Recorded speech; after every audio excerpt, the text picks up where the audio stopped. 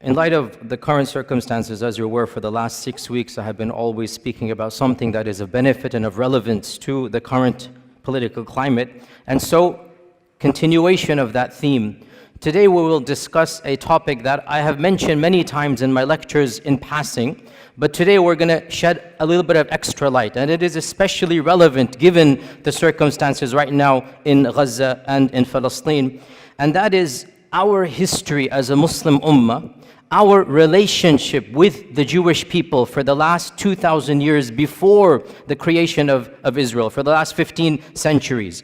Because the fact of the matter is that it is truly sad in light of our contributions to the survival and the flourishing of this demographics that they seem to ignore and neglect all of these centuries of positive interactions. Because the fact of the matter, once again, Christian Europe treated this demographics in a very different way than we did. And multiple times in history, the Muslim ummah and the Muslim civilization played a vital role in protecting hundreds of thousands of persecuted Jewish people. So we need to be aware of this, and we need to know our own history. And again, only so much can be said for the history of 15 centuries. But as you're roughly aware, we went over this in detail this earlier part in a number of lectures. In the year 70 CE, in the time of Jesus Christ, after Jesus Christ, the second temple was destroyed, and so Judaism once again had its diaspora. They fled across the globe, so they didn't have a land. For the next 2,000 years, where were the Jewish people? Under Christian and then Muslim rule. For 1,500 years before 1947, 1,400 years before 1947, where were the Jewish people? Either in Christian lands or in Muslim lands. Okay, what is the difference between how the Jewish people were treated in Christian lands versus how they were treated in Muslim lands? This is the summary we're going to be discussing today. And of course, the goal is to pique your curiosity. The goal is to start you on the journey. Obviously, in 15-20 minutes, only so much we can do. We need to understand Christianity from its inception has been extremely intolerant of the Jewish people. Why? Because according to their theology, what did the Jewish people do to their own God, to the Son of God? Well, according to their theology, what did they do? They murdered the Son of God. So from the beginning, there's a term that is found in Christian literature. I'm not inventing this term. It's called Christ killers. This is what they called the Jewish people, Christ killers. And that is why, generally speaking, in ancient Christianity, medieval Christianity, Jewish people were not treated as equal citizens. They didn't have the right to own property in most of European history. They were forced to live in special areas. The ancient term for this in Venice, the Venetian term, is still used in English. Guess what that term is? Ghetto. That term, ghetto, where does it come from? Now we use ghetto to mean what? A very poor, very impoverished part of the city. Well, it was called ghetto for the first time in Venice in the 1200s from a Venetian term to mean low class. It's literally a term that was used for Jewish people. The term ghetto in English comes from them having to live in a separate place of the city. Jewish people in Europe were prohibited from any noble profession. They had to take ignoble tasks. They were prohibited from owning land. They were prohibited from rising up in the ranks of nobility. In fact, the one job that they were not prohibited to do, and that's why they started to do this more and more, was the job that was prohibited by the church, and that is lending of money. The church said you cannot lend money on interest. And Christians, if they do so, they're going to go to hell, they're going to be damned. This is Christian law, by the way. Jewish people were exempt because they're not Christian. And they couldn't work in so many other areas. This is not anti-Semitic, I'm teaching you history. This is a fact. Jewish people then took on, by and large, in Europe, the profession of money lending, charging interest. because they weren't allowed any other job. They weren't allowed careers, and this was prohibited by the church. You'd be damned. So what did they do? They became the proto-bankers, the first bankers. And so what's going to happen, slowly but surely, their wealth did increase. This is not a anti-Semitic. It's the fact of the matter is that they were involved in this profession, and that is why rich dynasties from this group did begin to rise in the 15th, 16th, 17th centuries. But that's because they were the ones lending money. Eventually, the church had to buckle under pressure and change their law and say it is now allowed for Christians to do. Otherwise, Christians forbade Christians from lending money with interest. It was haram for them. The church would excommunicate you. That's why this group began to do this. In the 11th century, when the Crusades was announced, in 1095, 1096, the first Crusaders, they left England, they left Italy, they left France, and they made their way to Jerusalem, wanting to free, quote-unquote, Jerusalem from Muslim lands. Do you know what happened before they reached Jerusalem? They started massacring Jewish people. Where? In Europe. Why? What has that got to do with Jerusalem? They began to reason, if we're going to go to Jerusalem where Jesus walked, we should avenge his death before we get there. And so, thousands, this is the first time where pogroms happened against Jewish people. Entire cities in Europe, entire cities in Germany, this is in 1096, 1097, entire cities were decimated from their Jewish populations. It is really pathetic what the Christians did. The women and children ran to the synagogues begging for freedom, and they burnt the synagogue with babies in it. They burnt it. Who? The Christians. Why? Because these are Christ killers. I say this because you need to know, where is this anger? Where is this anti-Semitic coming from? It's coming from Europe. We Muslims had nothing to do with any of this hatred. And you need to know the irony of how we can be accused when in reality this notion of anti-Semitism comes straight from Europe. In the year 1215, the church gave a decree that Jewish people could not live like normal citizens in any Christian land. They had to wear a different clothing. They had to live in different places of the city. They had to have specific professions. This is the Vatican. This is the church normalizing the discrimination of Judaism. This is in 1215. Don't be surprised in a few decades, 1290, King Edward of England said, I don't want any of these people in my kingdom. So he made a decree to expel every single member of the Jewish faith from England. For 400 years, there were no Jewish people in England. 400 years. Why? Anti-Semitism. The king said, none of these people are going to be here. And Shakespeare writes his plays during this time. But the stereotype, the negative, evil stereotype remains in the psyche of Europe. Go read Shakespeare's plays. Go read how he writes about Shylock the Jew. This is Shakespeare, not me. Shakespeare is an anti-Semite in every sense of the term. The stereotypes, the negativity, and ironically, he's never interacted with the Jewish person because there are no Jews in England when Shakespeare's writing because of the decree. Only in 1680 or something, the king relents and allows them back in. And that is why, by the way, to this day in England, the Jewish population is very small compared to other places in Europe because for 4 centuries, they were banned. And one of the worst manifestations of anti-Semitism took place in Andalusia, but not under us. When Ferdinand and Isabella Reconquista, when they conquered Granada, the Muslim land, when they conquered Granada, the first decree, less than 1 week or 1 month after they took power, 1492, they made the decree. It's called the Decree of Al-Hamra because it was in the Hamra Palace. There shall be no Jewish people living in Andalusia.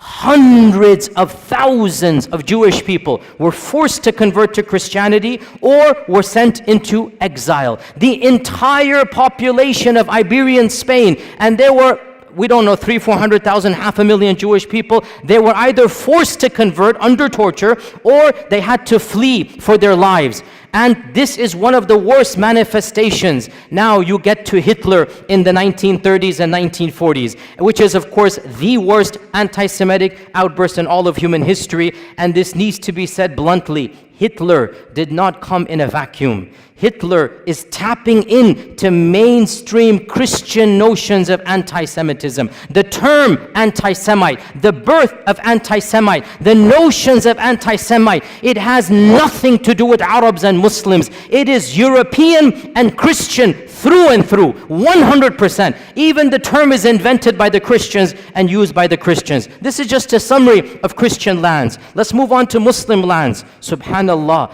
wherever Muslims went and there were Jewish people, the Jewish people faced a type of flourishing. They were given a type of protection they could never find in Christian lands. And when Muslims conquered what is currently Iraq, what is currently Iran, Iraq had a large population of Jews in Baghdad from the time of the first expulsion, not even the second, from 500 BC, because the largest group of Jews from the first expulsion, they went to Iraq. So Muslims found large groups of Jews in Iraq. In Iran, Isfahan, hundreds of thousands of Jewish people, again from the first and second expulsion. And the Muslims came and found them, and they gave them protection under the treaty of Umar ibn al-Khattab. Jerusalem, when Umar ibn al-Khattab marched into Jerusalem, guess how many Jewish people were there? 0. Guess how many synagogues? 0. Jews were not allowed to worship in Jerusalem under the Christians. Guess who gave them the freedom to build the first synagogue after the collapse of the temple? It was none other than Umar ibn al-Khattab radiyallahu anhu. Umar ibn al-Khattab, acting upon Islamic commandments, acting upon prophetic guidelines. Jews and Christians are Ahli Kitab. They have the right to live freely. They have the right to worship. They have the right to build their synagogues and whatnot. Now, modern, liberals come along and they say, oh, the conditions of Umar al-Khattab are second-class citizenship. I'm not going to claim that Umar radiallahu anhu's condition is the same as secular America. It's not. But we're not comparing Umar ibn al-Khattab to secular America. Secular America is a different notion where religion plays no role. In the Islamic scheme of things, religion plays a vital role. So if you're a Muslim, yes, you get perks and privileges, no doubt about that. And if you're Ahl Kitab, there's certain things. For example, you cannot convert people to your faith. For example, the synagogue minaret, or the temple in the synagogue cannot be higher than the minaret of the mosque. I agree, these are conditions, but we're not comparing Umar ibn al-Khattab to modern liberalism. We're comparing Umar ibn al-Khattab to the rest of the world. The fact of the matter, never once in all of Islamic history was there a policy to kill all Jews. Was there a policy to persecute all Jews? Was there a policy to expel all Jews? So Umar ibn al-Khattab radiyallahu anh allowed the Jewish people to come back into Jerusalem. This is the first time they could come back and build the first synagogue under the Khulafa al-Rashidun. And the rest, as they say, is history. That in Baghdad, when the Abbasids made their Baytul Hikmah, the famous house of wisdom, they hired the most competent translators regardless of their background. And because Muslim people weren't studying ancient Greek and whatnot, some of the best translators were from a Jewish background, because they're the ones studying ancient Greek, ancient Latin. And so Baytul Hikmah hired the top Jewish minds to be in charge of the House of Wisdom. And when the Fatimids and when the Umayyads of Spain instituted their own Baytul Hikmah, because they wanted to compete. There are 3 khilafas. They wanted to compete with one another. So they made their own institutes of publishing. They also hired the best and brightest minds, regardless of their background. Jews and Christians were at the top of this list. You have to understand why. Muslims weren't studying ancient Greek and whatnot. These civilizations were. So the Khulafa and the Sultans hired these people and gave them the best salary so that they can work with them. And one of the most interesting examples in our own history in Andalusia was under the Ta'ifa kingdom of Granada in around 1000, 1030 CE, like basically literally 1000 years ago, the prime minister of Granada, the Sultan was Muslim, the prime minister was a rabbi, and his name is Ismail ibn Naghrillah, Ismail ibn Naghrillah. And he was a rabbi. He was a learned man. He rose in the ranks until he became the prime minister of Qurtuba.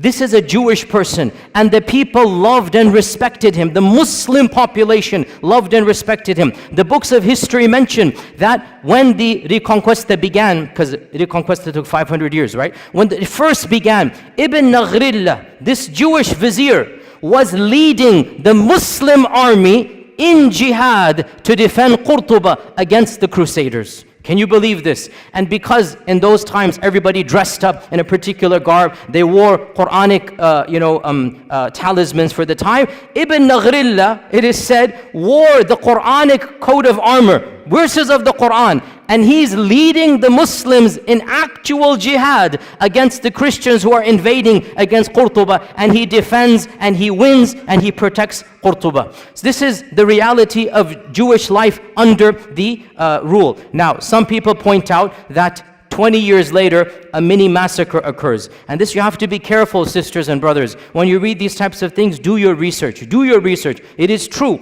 a mini massacre occurred against the Jews of Qurtuba. But why? I'll tell you why. You won't find this too often, because people just want to say, oh, the Muslims rebelled and they massacred hundreds of Jewish people in Qurtuba. It's true, but I'll tell you the story. This guy, Ibn Naghrillah, he died and he was buried with honors.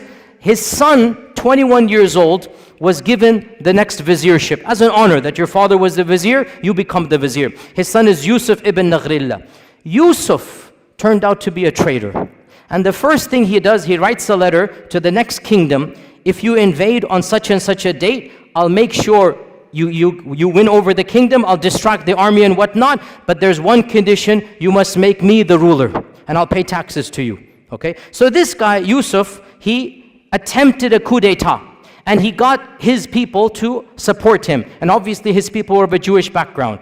The letter was uncovered. The Muslims went wild. Mobs attacked the palace and literally shredded Ibn Naghrillah, Yusuf, the son of the famous one. They literally shredded him and tortured him to death. And then they turned on his core, killed them, and then it is true, sad, the mobs turned on the Jewish quarter because they thought this was a Jewish revolt against the city, and innocent people lost their lives. But the point is, no sultan gave the command, no government instituted this, and the reason why it happened was not because they were Jewish. It's because the notion came that the entire community is treacherous to us. That's why this happened. Then things went back to normal and Jewish communities began to flourish. Within 150 years, the greatest Jewish mind in all of Jewish history was born and raised and studied in Qurtuba. Who is this person? Who can tell me? Musa ibn Maymun. Rambam is what the Jewish people call him. The holy rabbi, Rambam. Memorize this name. That's a title, honorific title. Musa ibn Maymun, Moses Maimonides. In the entire history of Judaism, there is no theologian that is more respected and venerated than Rambam.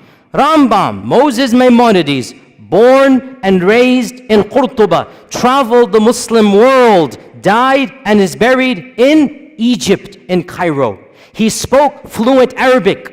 He went through the madrasa systems. In those days, if you wanted to study, you went to the madrasa, right? And the madrasa is religious. So you study the sciences along with Quran and tafsir and hadith and fiqh. So Musa ibn Maymun, as a Jewish student, was not just given the freedom, he excelled in his studies. And his biographers mentioned this. I'm not making this up. Read his modern day biography.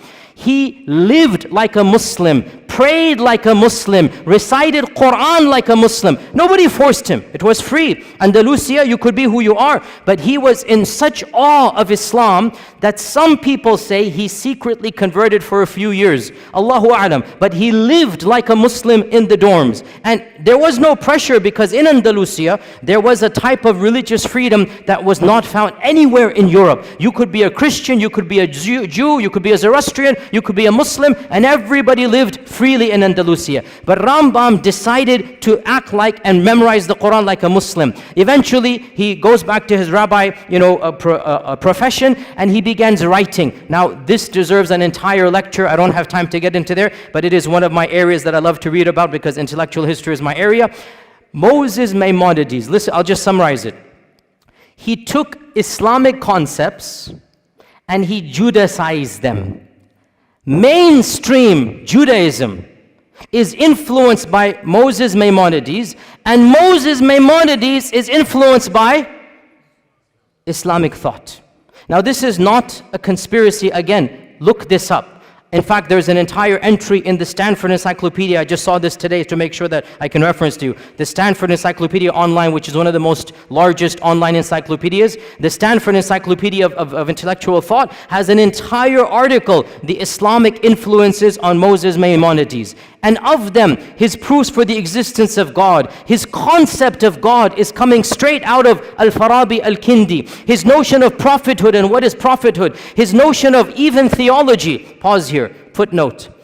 Sounds strange, I know. But Judaism, by and large, did not concentrate, did not care about belief. Judaism cared about what? What? Law. Judaism cared about how you act. It had almost nothing to do with Aqidah. That's why they don't have any book on Aqidah. The first book of Jewish theology, who wrote it? Rambam. The first book. And you read this book, and you are reading Al-Farabi, Al-Kindi. You are reading Islamic Mu'tazili thought. His conception of God, of the attributes, of Qadar, his conception of prophethood, it is coming straight out of his madrasa training. And this is now mainstream Jewish belief. I'm not making this up. This is well known. Mainstream Jewish theology is coming straight out of Andalusian madrasa. He just changed it, made it a little bit. And he wrote a creed. To this day, the righteous or the observant Jewish people, the first thing they do when they wake up, they read Moses Maimonides' one-page creed. And it begins, أنا مؤمن, I believe in, just like Aqidah Tahawiyah, just like other Aqidas, it literally begins, I believe in, and there's 13 points. I believe in God, there is one, La Sharika La type of stuff, literally coming out of Islamic thought. He has no partner, cannot be described in this and that, literally goes through, and it goes all the way, and I believe in resurrection, I believe in the Masih that's going to come, one of the 13 points, I believe in the Messiah. So this is coming from Musa ibn Maymun. By the way, one interesting thing about Rambam, wallahi, so ironic. He became the best physician of his time because he mastered Ibn Sina. So he read Ibn Sina, he mastered Ibn Sina, now he's the best physician. He works his way up. Guess who he becomes the personal doctor to? None other than Salah ad-Din al-Ayyubi. Salah ad-Din al-Ayyubi takes him as his personal court doctor. For a period of time, he travels with Salah ad-Din. He is the primary doctor of Salah ad-Din Ayyubi. Nobody can accuse our religion of anti-Semitism. Nobody can accuse our sultans, our khulafa, of hating people because of their different faith. It didn't happen that way. If you were talented, you were the best doctor, and it's so ironic. Salah ad-Din is conquering Jerusalem, and Rambam is his main doctor. Subhanallah. How can we not remind our Jewish brethren of this reality? Look at from where to where. Look at the past, and now look at how that has flipped. Eventually, he went to Egypt. He lived in Egypt. By the way, he wrote most of his writings in which language? Arabic. The chief rabbi of Judaism is writing his books in Arabic. This is well known. You can see them and look at them online. And he has a book called The Guide of the Perplexed. And there are a number of papers about this, that this is coming straight out of Al-Ghazali's Al-Munqidh min al-Dalal. Literally, Imam Al-Ghazali wrote Al-Munqidh min al-Dalal, and there is a book that he wrote for his people, The Guide for the Perplexed. And it has the same motifs, the same notion. Again, it's not copy-paste, because in the end of the day, he's an intellectual thinker. But he takes ideas, he takes notions from Islam, and he Judaicizes them, which is what we expect to do. But where is the origin? What's the kernel? From our faith tradition. It is true to say that never in the last 2,000 years before the creation of this country has the Jewish people flourished as they did under Muslim Spain, under Islamic Andalusia, their greatest minds, their largest synagogues. You can visit their synagogues to this day. In Qurtuba, in Granada, they still have their synagogues that were built not under the Christians, under the Muslims. Now in 1492, Ferdinand Isabella come, the first decree, all Jewish people will leave or convert or die, be killed. Where did these 500,000 Jewish people go? The Sultan Muhammad II gave a decree.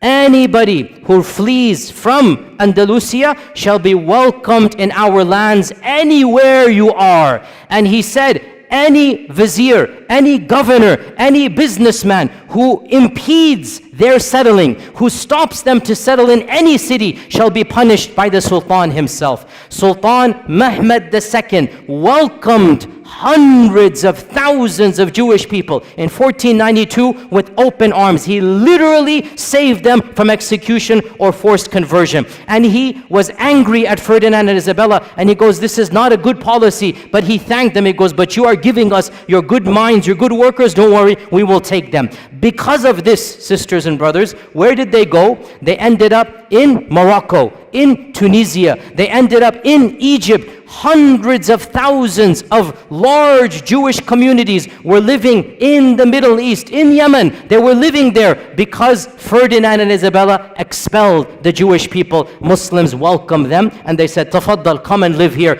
And they lived here up until 1947. And by the way, before we even get to 1947, let's not forget another chapter in Muslim Jewish history. And this one, I was honestly surprised when I found out.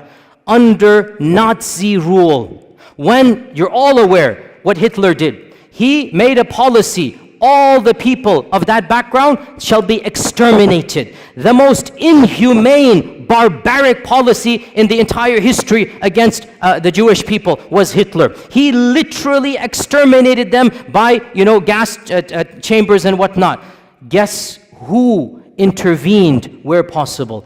In multiple countries, Muslims, sometimes at risk to their own lives, stood up and protected Jewish people. And wallahi, brothers and sisters, I say to you honestly, I have visited Auschwitz and Dachau. I have studied this chapter in history. Wallahi, I swear to you, if I were alive at that point in time, I would hope to Allah that I have the courage and bravery to stand up against the tyranny of Hitler and to protect innocent women and children. The way they were brutalized, the way they were rounded up and just killed for no reason. Innocent babies, we saw thousands of toys and thousands of shoes of children literally just piled up there, killed for no reason. I would hope I would have that courage as well. And I was so happy to hear so many people stood up. The Sultan of Morocco, interestingly, Morocco was under the French rule, and so technically it was not independent. Yet when the French said, give us your Jewish people, Sultan Muhammad V said, no way. These people are our brethren. They have lived with us for centuries.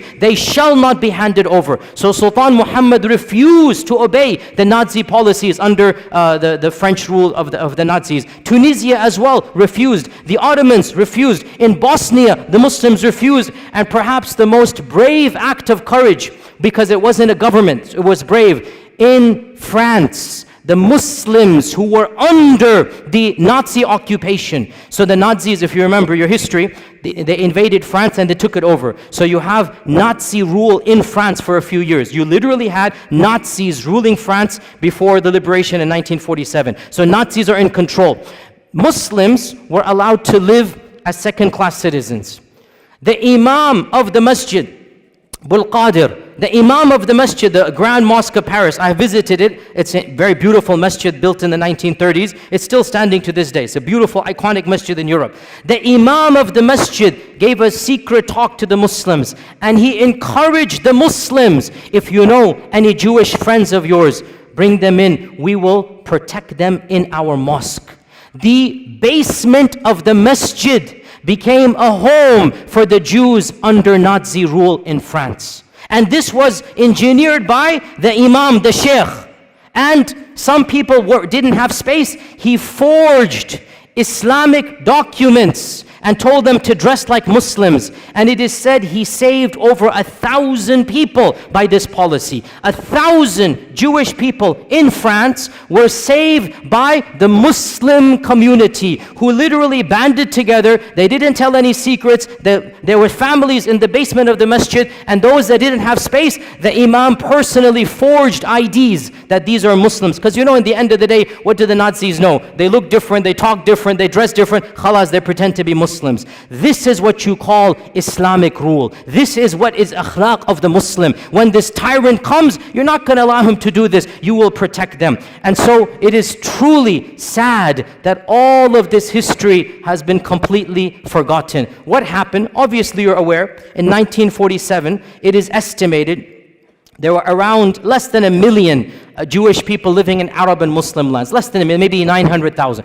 That's a huge number, by the way, especially after World War II. After World War II, you had more Jewish people across the Middle East and Arab lands than anywhere in Europe, right? So almost 1 million living in Yemen, in Cairo, in Iran, in Morocco. These are all people of Jewish background. What happens in 1947? The country of Israel is formed, and they make a call, a plea, that if you come here, you will be given perks and land. If you come here, you will be given a better economic status. And so majority of them migrated. Why did they migrate? Put yourself in their shoes. It's their land, from their perspective, obviously. They're getting their own people. They're getting a citizenship. They're getting land. They feel it's going to be safer for them. Some of them believe in Zionism. And yes, I'm not going to deny, because of the atrocities in 1947 and the massacres against Arabs, it is true, in a number of Muslim lands, for the first time in history,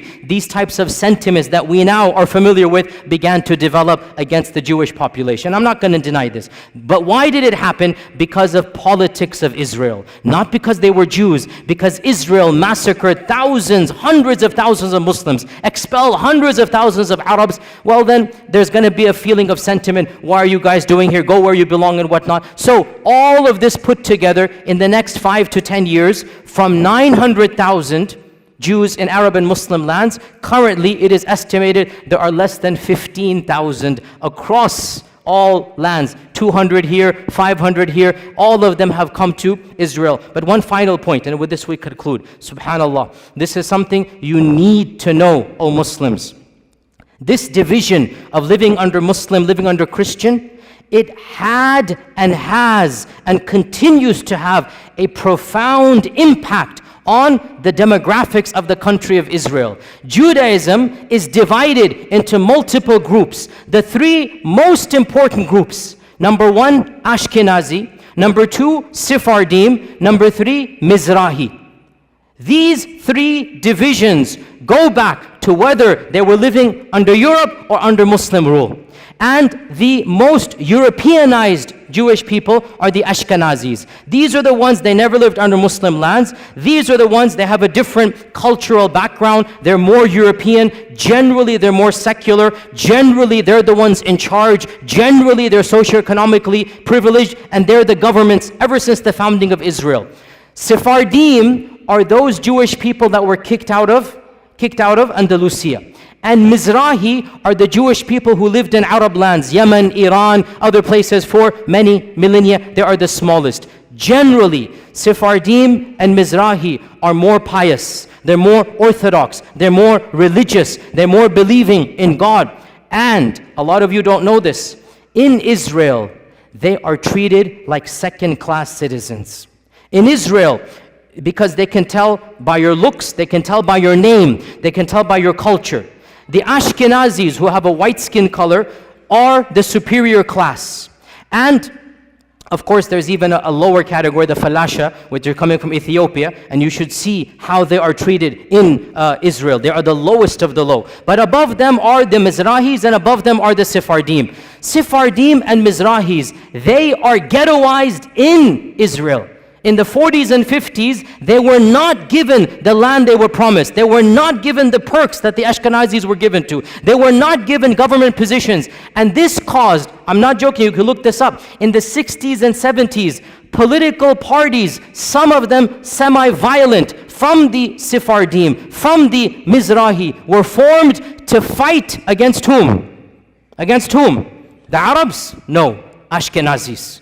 To fight for their rights. And these days there is a massive party in in Israel called the Shas Party, S-H-A-A-S, the Shas Party. It is the fourth or the fifth largest party. It is a party that was founded to protect the rights of the Arab Jews, i.e. the Sephardim and the Mizrahi Jews, so that they have equal rights as the Ashkenazis. You have to realize racism is rampant in that group of people, even amongst their own. Any Jewish person who lived in Muslim lands, who spoke Arabic, who comes from an Arabic culture, is not treated with the same respect as the Europeans. And this is well known, open secret. Go look it up, go do your research in this regard. So this is one point. And I want to conclude on this point, sisters and brothers, and that is that we are not mentioning this. Wallahi, we are not mentioning this to remind them of a debt they owe us. No.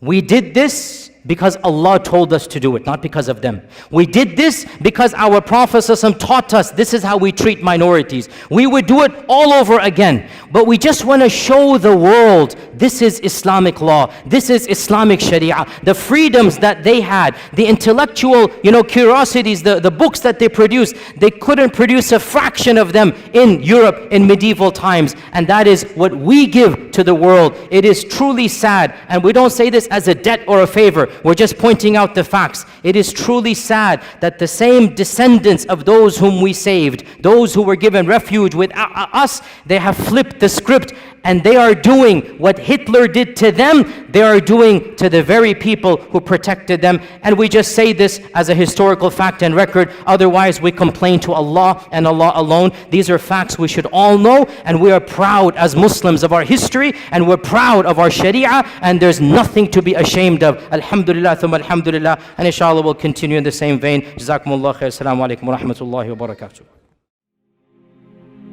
فيا ذلي ويا خجلي إذا ما قال لي ربي أما استحييته تعصيني ولا تخشى من العتب وتخفي الذنب عن خلقي وتأبى في الهوى قربي فتب مما جنيت عسى تعود إلى